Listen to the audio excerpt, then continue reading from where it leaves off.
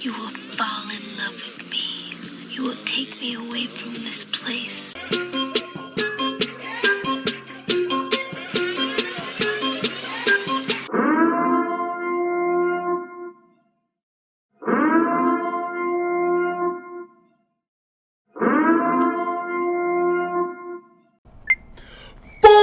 Disclosure news and commentary number 141, 141, 141, 141, 141. Steve, what's going on? It looks clearer. You don't have to have the microphone in front of you anymore. What's going on? For non-blonde style, what's going on is your boy got a better webcam. What? Am I excited about that? Absolutely.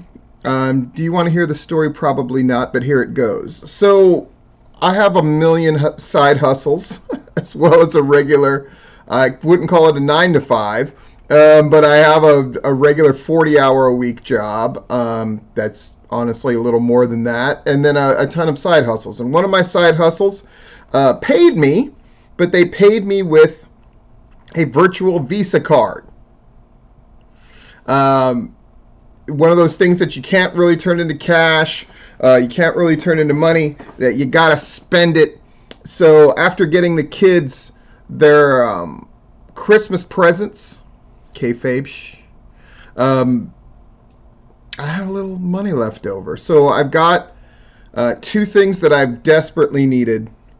One of them is this webcam, and another is a pair of running shoes. Since I am in training for a mud run that I'm going to do in March. So some people have commented, and God bless you if you have, that my arms are looking bigger, my stomach's looking slimmer, my face is looking better. That is the goal, most certainly. I've never stopped the weightlifting part, but I've definitely added some pieces as far as on a suggestion of a friend of mine on how I can get ready for this mud run in a fast, efficient way. So that's absolutely what I'm doing, and I'm very excited about it and all of that great shit. What are we talking about on the commentary? On the commentary, I have some notes on the side, so if you see me looking like that, that's why. The commentary is about obligations. That's not a very fun word. That's why I wanted to get it done now, because we have 2 more shows until the end of the year of the full disclosure variety. And I'm going to save that for different things. Because it's going to turn out the 20th and then the 27th. Am I going to do a Christmas Day opening? Yes. So I'm going to save a lot of the things that I've been receiving for people, because I don't know what's for specifically for Christmas and what isn't. People have told me that they've sent things for Christmas. So I just want to keep all that. I'm just going to open it all on Christmas Day. And that's always a fun tradition that we've had here. I realize that this is full disclosure 141, which means at 156, we will have hit 3 years. 3 years of doing this shit. And since I've gotten better at the video editing, and all of that through my various projects and all these things I'm going to do, that I finally feel like I've caught up enough this week that I can get to some of those things. So I know some of you have been waiting like, oh, I sent you a video to look at. Honestly, if you're not paying me for that, I'm going to get to that stuff whenever I can. But I've got like commissions I have to do and things like that. I put up a couple of things on Patreon recently. One of them is going to be a supplement for this full disclosure.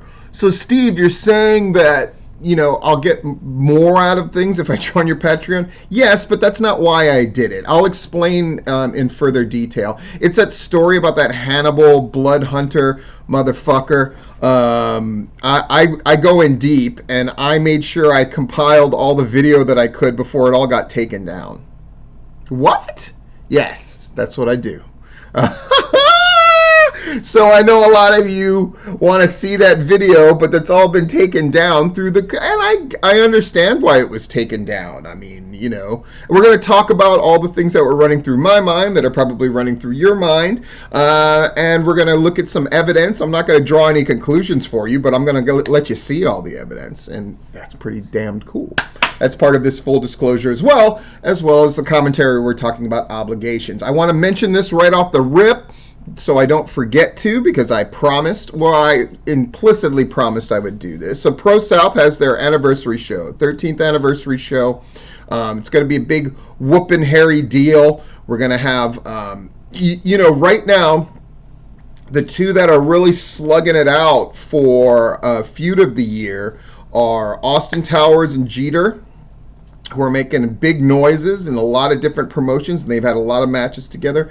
And then Ace Haven and Tyler Culprit, who are making a case unto themselves. And it looks like they're going to get the last shout at the anniversary show. So we'll see what's going to go on there. But I wanted to make sure I got that out of the way.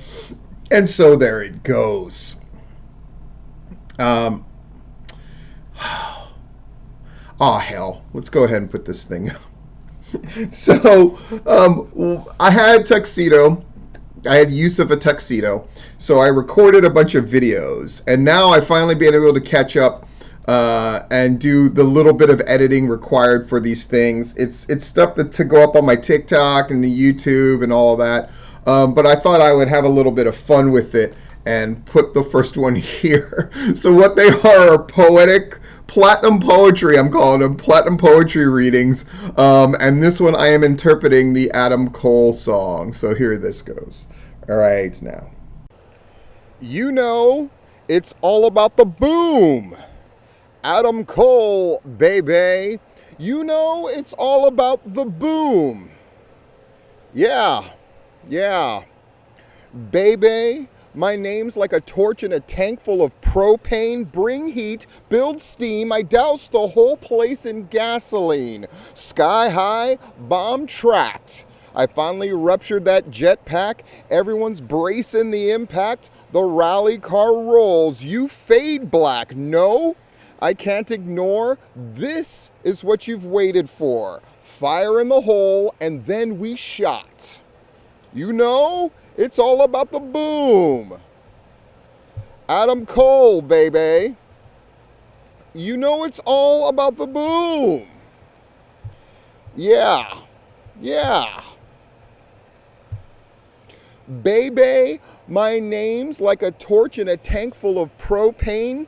Bring heat, build steam. I douse the whole place in gasoline. Sky high, bomb tracked. I finally ruptured that jetpack. Everyone's bracing the impact. The rally car rolls. You fade black. No, I can't ignore. This is what you've waited for. Fire in the hole, and then we shot. You know it's all about the boom. Adam Cole, baby. You know it's all about the boom.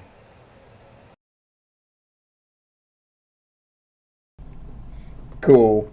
So, ridiculous. I absolutely love it.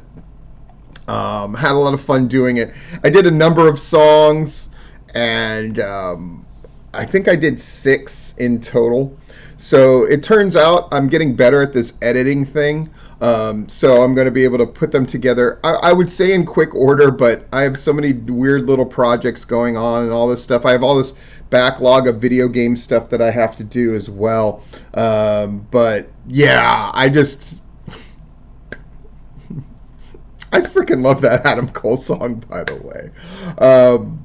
Great. So, well, okay.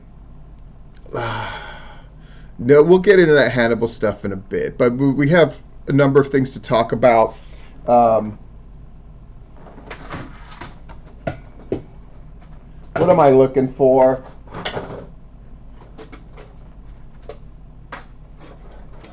I needed this thing to return because I'm about to go off like a dress on prom night. All right. The WrestleMerica report, I mentioned the WrestleMerica crowd, but the report wasn't up quite yet. The Rob Rod definitely let me know what the crowd was, so I could talk about it on last week's Full Disclosure. But his report is up on gwhnewsandnotes.blogspot.com. In fact, since the last Full Disclosure, you have reports on that. You have the Puerto Rican Lucha Libre and Southeastern news. You have All-Star Championship Wrestling results from McDonald on December 5th, courtesy of Scott Hensley. That show drew 100, and he covered that scene for us. I always love the Scott Hensley reports. I always really like those. Larry Goodman went and looked at the Southern Fried Championship Wrestling Thanksgiving night review, and a couple of other people had sort of clued me in on it as well. About the cool stuff that they're doing. So it looks like Todd and Kelly Sexton are on the opposite sides of a dissolution of the Sexton Alliance. That's freaking bonkers. And it's cool that they did a Thanksgiving Day show. Looks like Anarchy is going to do a Christmas show. Wow. Boy, the Georgia wrestling scene. It is what it is, right? It's really hopping. Pro South Report, which was their go-home show, which is crazy barbed wire stuff and Tyler Culprit bleeding all over the place. And Southern Strong Style, did they lose the tag titles? Sons of bitches. How? What? Nuts. Carly Bravo making an appearance there for the anniversary. It's nuts. It's nuts. The Mayhem on Mills show. They didn't get rained out. You'll see it in my report. I'm very eager to get this report up because it's a very different kind of look. But I wanted to keep talking about all these reports that are going up on gwhnewsandnotes.blogspot.com. Do you like the new format where it's mostly comprised of news items and show reports? I fucking love it, and you should be looking at it. gwhnewsandnotes.blogspot.com. GWH also has a bigger Twitter presence than they've ever had before. They're getting all their stuff up on Facebook as well. It's really important with Rob Rod and Scott Hensley and Larry doing his reports, and I'm chiming in once in a while with my reports and Full Disclosure and such. Southern Honor looked like they really got things on track. People were telling me that this show was a grand improvement for what they've been doing lately. I can't wait to see. Somebody sent me a video of it. So I want to look at that Joe Black and Gary Lamb promo, because I suspect that might be one of our candidates for promo of the year. So I'm going to do a flat-out review of that thing. I want to look at it for the first time along with you, especially now that I got this gorgeous new webcam. So I'm going to take a look at that. They listed the official crowd count. Okay, I'm going to rant a little bit about Rob Rod's report here. It seems to me that it was a careful use of words. The official crowd count is 415. I'm going to talk about this more in the obligations section in the commentary. Everything that I had gotten, because people are very eager to report crowd counts for me, because that's one of the things that we've done so effectively. Now, keep in mind, I'm just interpreting events here. So everything I had heard was they hadn't quite hit 300, and this is a people like physically counting. They hadn't hit 300 as of bell time. Is it conceivable that 415 people ended up being their total eventually? Sure. ... For a crowd where the crowd tends to show up hours early at times? Okay, that's possible. Does this mean Rob Rod has gone from the guy that actually had a counter and a clicker to a guy that's just taking whoever's word for their crowd counts? I hope that's not the case, but it certainly seems that that's the case. But whatever. I think it is interesting that I, who do not matter, which a number of people go out of their way to constantly say how much I do not matter, nonetheless, a whole bunch of moves seem to be designed to either impress me or show me up. And I'm all about that. I think it's wonderful. I think it's wonderful if I'm in people's mind's eye. I think it's wonderful that Southern Honor is booking heat fucking finally. I think it's wonderful that they seem very conscious of it. I have a couple other things from that show report that I thought were really notable, and the other reports that I got in about that show, by the way. I thought the send-off for Logan Chase was really cool. I think that was a really nice thing for them to do. I think it's nice that we're getting definitive faces and heels. I think it's expertly done with what they done with Joe and what Joe has done himself in order to make sure that heel turn took. I thought it was interesting that Rob Rod asked this question of where the hell have you been? Basically talking about it where the fuck is Gary Lamb's fire been in the last few months? The answer is it hasn't been there, and it's come across. And do I feel bad about fucking poking motherfuckers until they actually get their shit together? They didn't have anybody miss their fucking cue this show, did they? No. And see, we'll talk about this more in the obligation part. But it seems like Southern Honor definitely had the show that they've needed to have for quite some time. The talent on that show, super top notch.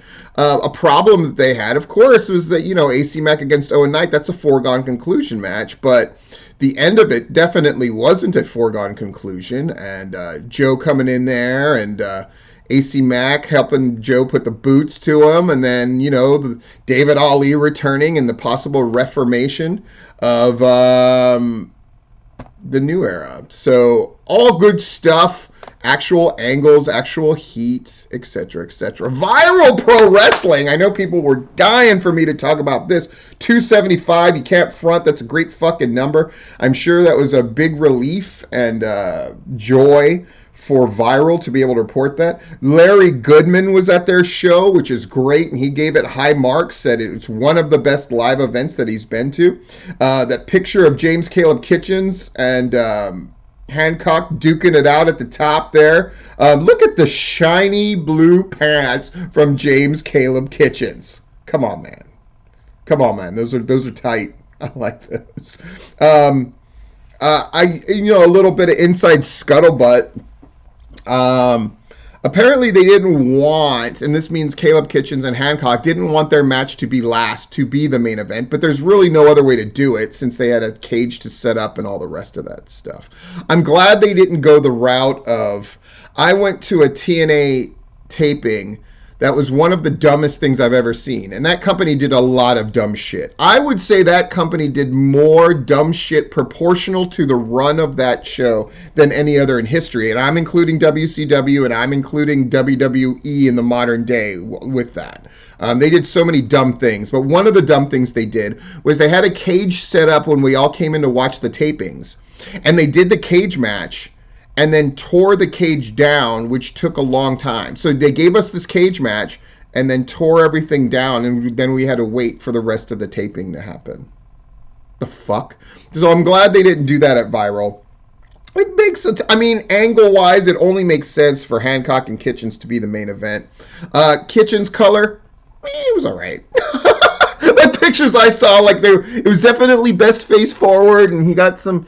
It wasn't like a gusher. It was good. It wasn't a gusher, but it was better than fucking what's his fuck who doesn't wrestle anymore and doesn't have a promotion anymore. Really, better than the fucking color he got. That's for damn sure. Sounds like it was a very good show.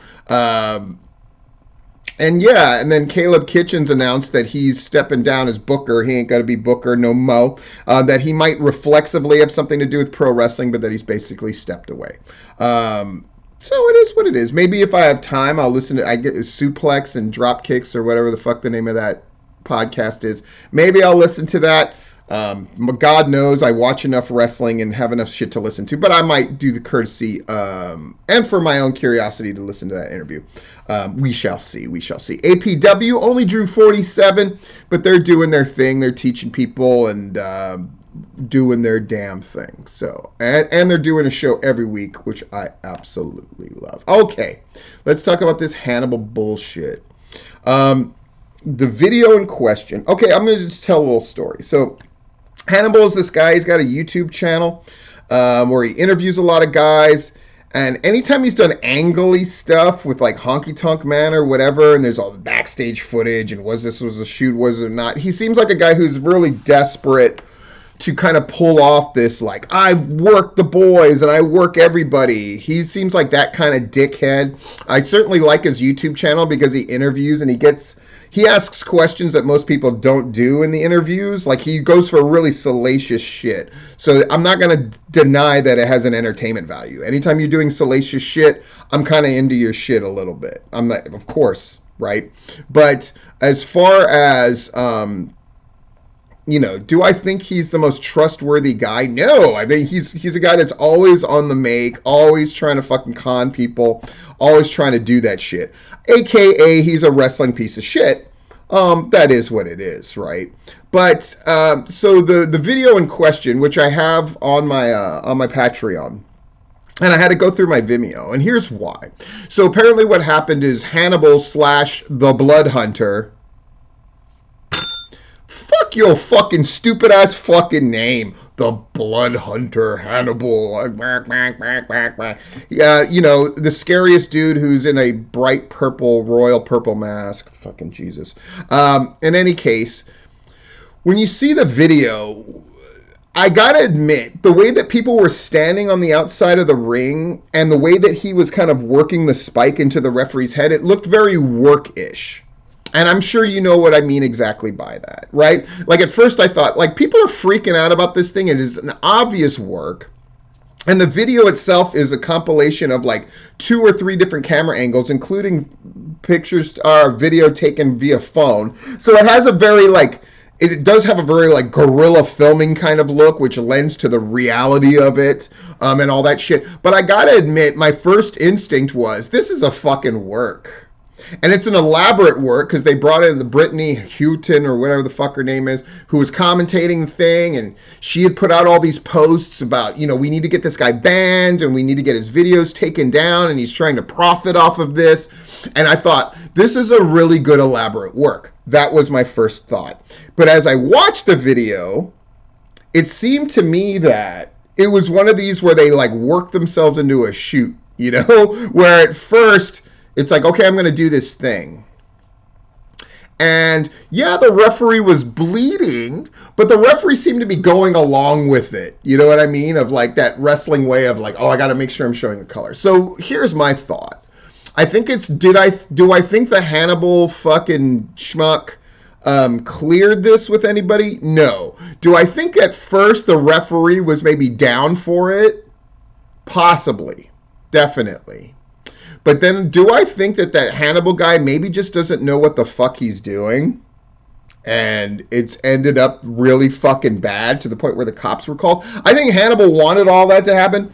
I just don't think he's expert enough that he basically fucked this thing up. That it was supposed to be a work that looked like a shoot and would get everybody all upset, which is why very few people knew what it was going to go down. But that he did such a fucking sloppy, fucking shitty job, a reckless job about it, where he opened up a fucking artery in the guy's fucking head. And so I'm going to put these 2 pictures up. Let me note so I can find it easy on the fucking thing. Ooh, shit. We're getting up there, aren't we? Sorry, I have to note these things to make sure I got them. So here's the first picture. Boop. What is this picture? That's the fucking referee. See all those fucking staples in different parts of his head from near his temple to... This is fucking reckless shit. If this was supposed to be, I'm going to open you up with this spike. This is a complete disregard for another human being and inexpertly done. Lando is the name of this referee. Surprise, surprise, it's Lando in disguise. There he is fucking... You can see he's fucked up, right? You can see he's fucked up. And look at the fucking blood. And having been part of a fucking thing that went awry when I was with Logan Creed in the hospital and I saw how much fucking blood that was, Lando in no way, shape, or form thought he would be handled this way. That is, I mean, nobody can convince me of that. So that's a fuck up, right? And then here's another picture, of... Ashley Miller in regards to the video, which had, you could see as of a couple of a day or two ago, already was up to 34,000 views, which is a lot, right? They got all this shit taken down, but I'll go into that in a second. So Ashley Miller, this is extremely hard to watch if it wasn't planned. And it's not the first time he's harmed someone in the ring. Fuck Hannibal, fuck everyone who's friends with him, and fuck everyone who books him. The Slop Drop says, it's not about cancel culture, but promotions need to stop booking Hannibal, aka Bloodhunter. There's been numerous accusations of sexual harassment and several incidents of him legit injuring people. He's a reckless liability that's all about himself and getting YouTube views. I think that's definitely true. If you've watched Hannibal's shit, he's definitely all about fucking getting views in this salacious manner, which again makes his like shoot interview stuff really interesting because he asks the shit that you want to fucking hear about. Oh, look at you. Come here, beautiful. Oh, talking about me and the camera. My hair's all fucked up somewhere in my Shaka Donuts hat that they hooked me up with. And I'm wearing my Mayhem on Mill shirt because I want to represent. Yeah. So join my fucking Patreon and you can see the goddamn video. When you watch that thing, it does look like a work. Like, I'm driving the spike in. But not in the fucking, But when you look at that result, here's what I suspect happened. He came up with this thing to get heat. I'm not going to clear it with anybody. Me and that referee are going to be cool. I'm going to cut you, okay? But, which is why the referee doesn't resist in the normal way that anybody would resist if they were getting fucked up. He doesn't fight it. He sells it in a wrestling way. But I don't think he had any idea that fucking dumb fuck would fucking cut him here, going all along his head near his temple, opening him up and causing that fucking madness. The fact that he went in for business for himself is fucking bad enough. The fact that promotion fucking brought him in.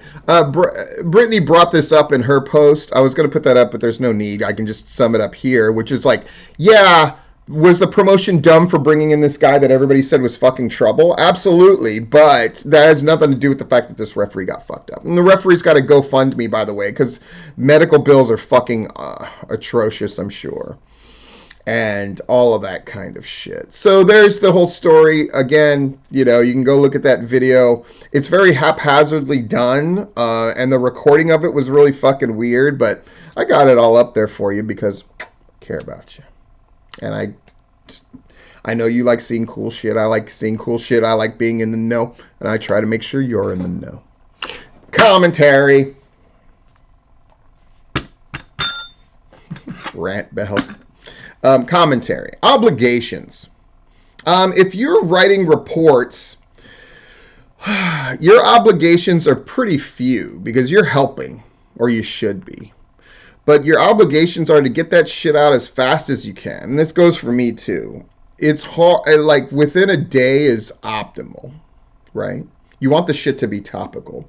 Like I'm already dreading the fact that I need to somehow knock this fucking thing out today. Though it looks like, it's already 1 o'clock. I gotta get ready to go to work soon.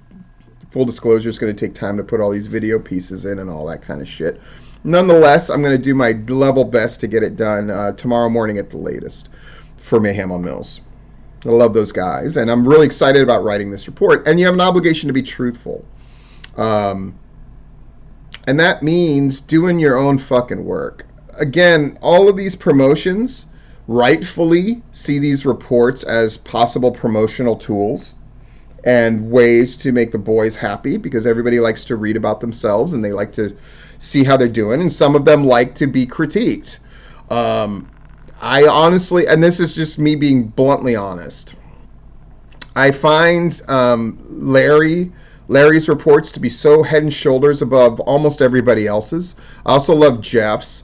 I love mine, obviously. Rob Rod's I want to love more, but I feel like they're just such fucking soft touches that there is no value to them from a learning perspective.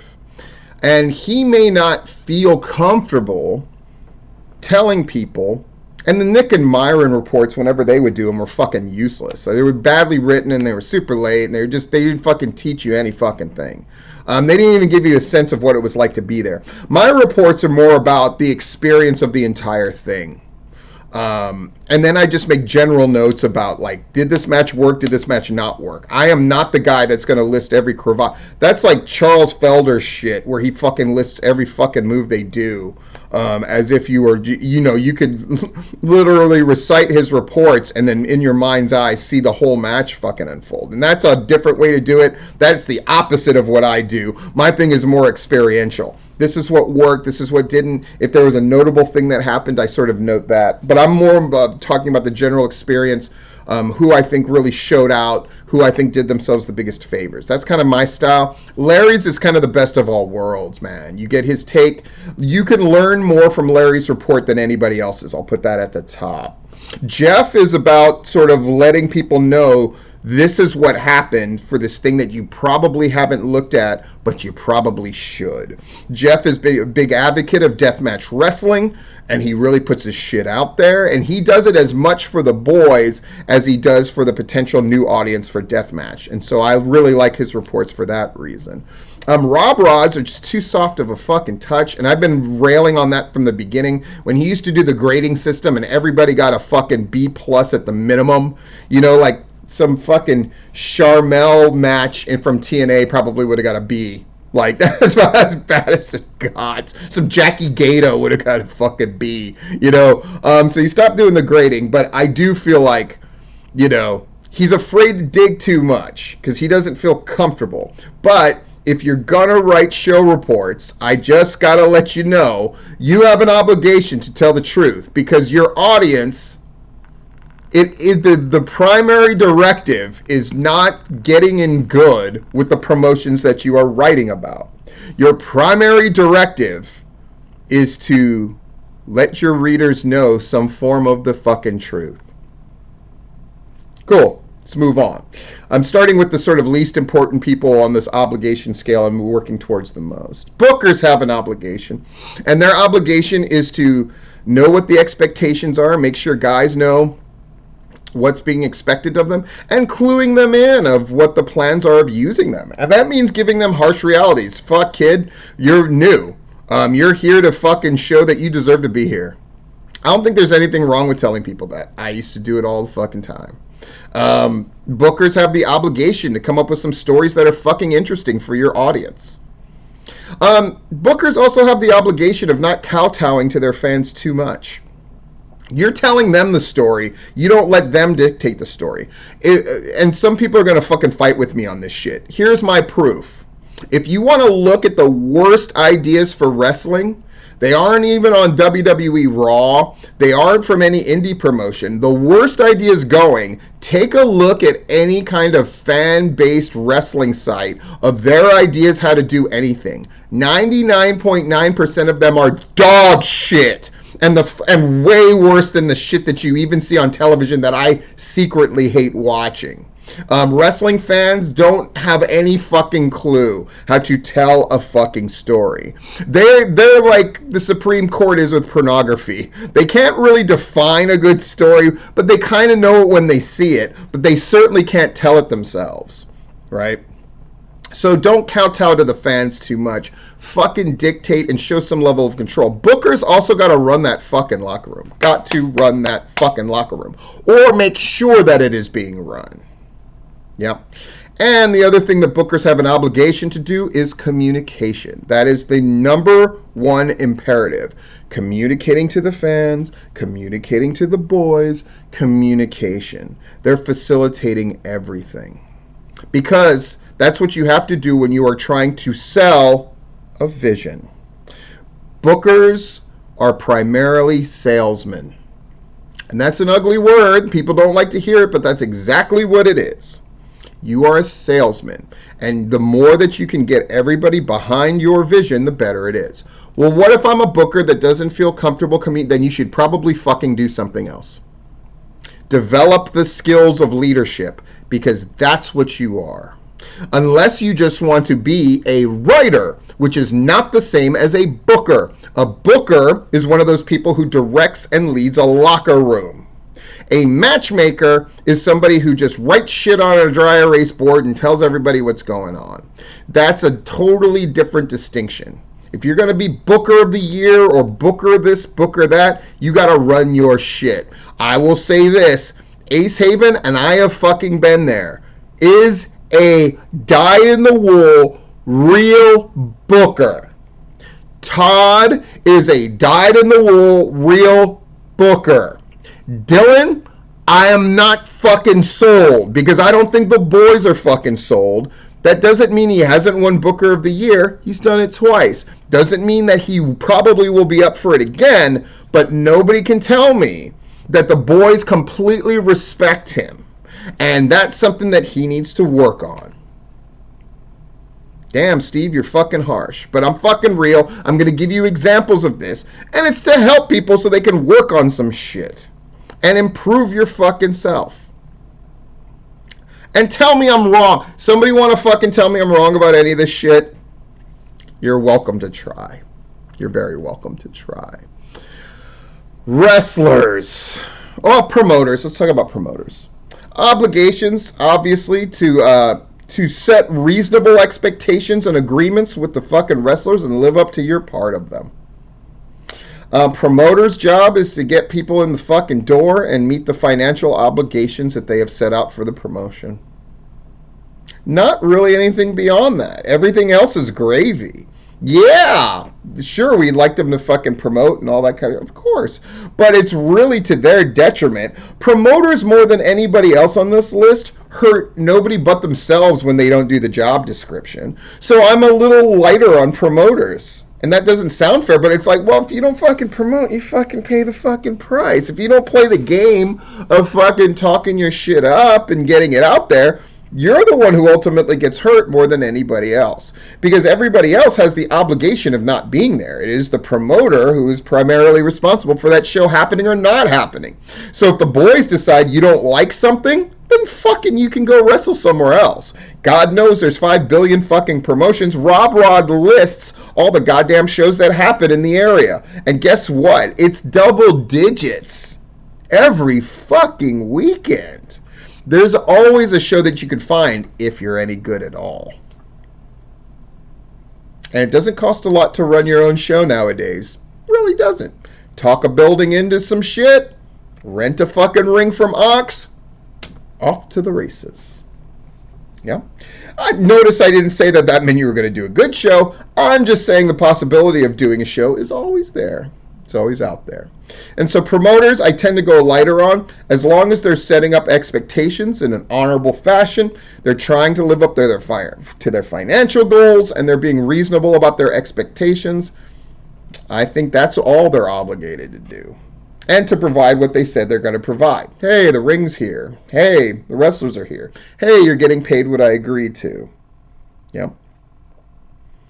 Because again, I hold them to a different standard because they're the ones taking the financial risk. Something that people tend to fucking forget. Like when William Huckabee does this thing about this is how much wrestlers should get fucking paid and la la la. Fuck, dude.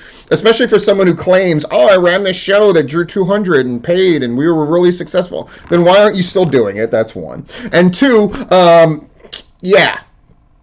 Then you should know more than anybody that the fucking promoter is the one taking the financial fucking risk. And haven't we seen a number of people who are fucking rant time abusing the fuck out of the fucking money people? IWN, where you at, motherfuckers? Fucking blew all that money, probably $100 grand. Let me say that again. $100 grand they fucking blew. So the guys who were in charge at IWN, you fucked up. You fucked it up. And worse, you fucked it up for everybody else. That's the part that people should get mad about. Right? Every time somebody finds some sucker to put up all that money and then they lose all that money and they promise all this shit, we're going to be back next month and then we're going to do these shows and then we cancel them. Oh, they just fucked wrestling in the ass again. That is a case of promoters and bookers and talent completely dropping the ball on IWN. Talent, Steve? That's not fair. Yeah, the guys that went in there booking, you know how much that motherfucking group paid? Are you ready to get sick to your goddamn stomach? The goddamn ring announcer was getting $500 per show. Are you sick to your stomach yet? That's just an abuse. And I'm not saying that, that Money Mark didn't deserve it. Like, this is just a case of everybody fucking everything up for everybody. And now that show's not fucking running anymore. Oh, Steve, they'll be back in...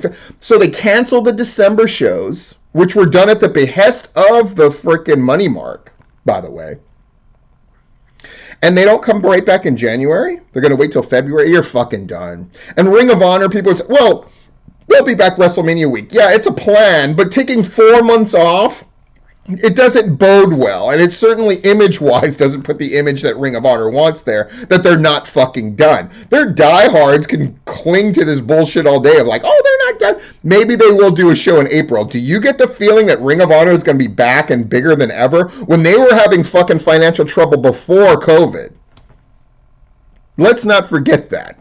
And the group that most stuck it to them when they were down was goddamn NXT. It was NXT that was using Ring of Honor people that they had signed to run in Ring of Honor's fucking backyard in all of Ring of Honor's strongholds and fucking them in the ass with those goddamn NXT people, putting on mind-blowingly good takeover shows. The takeover shows now, I feel sad that there is a generation of wrestling fans that's going to think NXT takeovers, the way they are now, is the way that they used to be. Anybody wants to argue that NXT 2.0 is good? I guess you can fucking lie to yourself and say it is, but nobody can deny that those fucking takeover shows from a few years ago were worlds better than anything they even attempt to do now. That includes that last War Games show. There's no fucking question. The worst match on the old takeovers is better than the best match on the takeovers now. Am I wrong? I am not.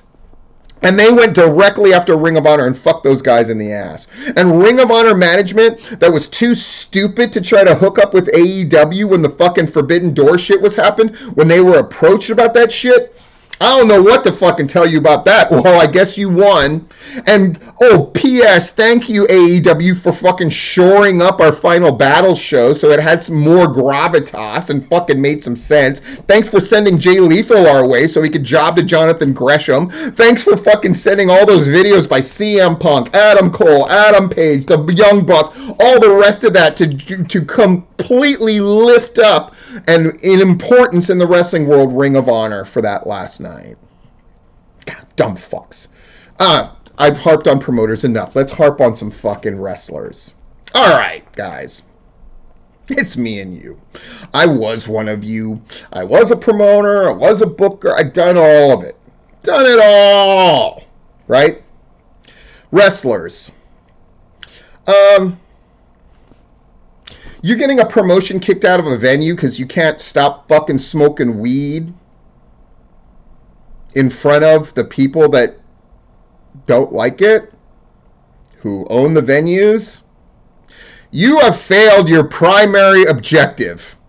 Your primary objective as talent is to leave the promotion better for you having been there.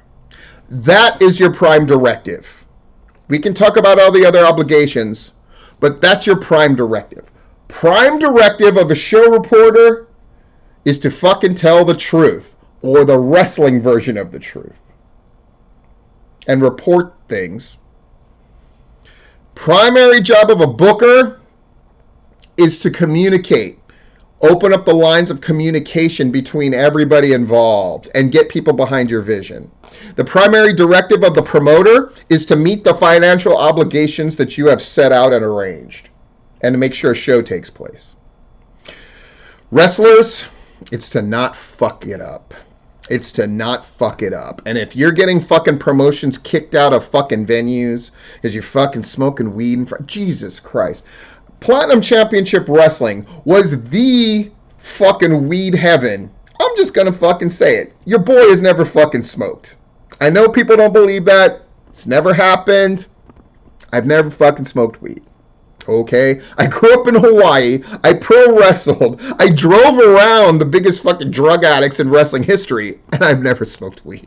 I've barely taken a drink. I take a drink like, oh, I have a glass of champagne at a wedding to be polite, or I have a thing of sake because I'm around a bunch of people doing sake shit in Japan. Whatever, but I don't drink. Never been drunk. All right? But nonetheless, I can fucking get. People want to fucking relax and have a beer.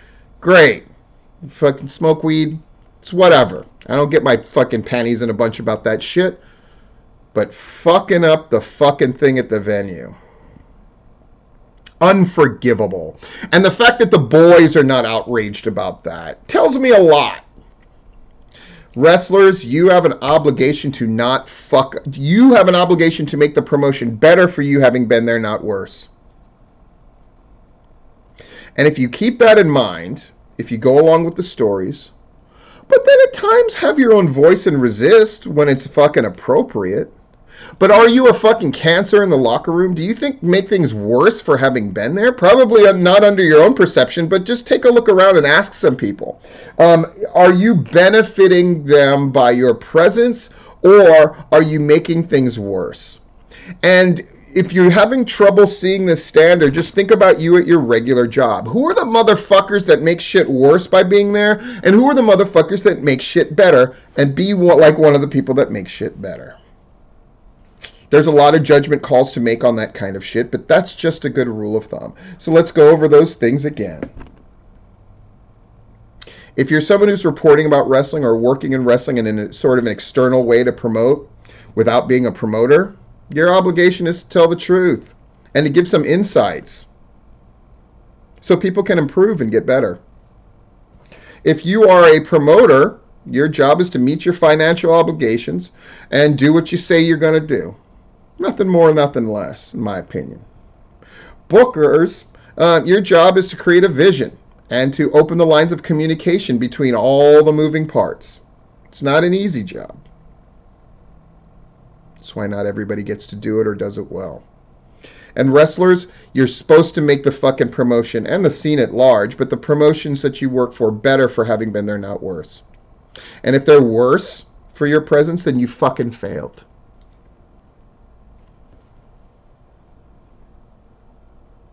This has been Full Disclosure, and you're fucking welcome.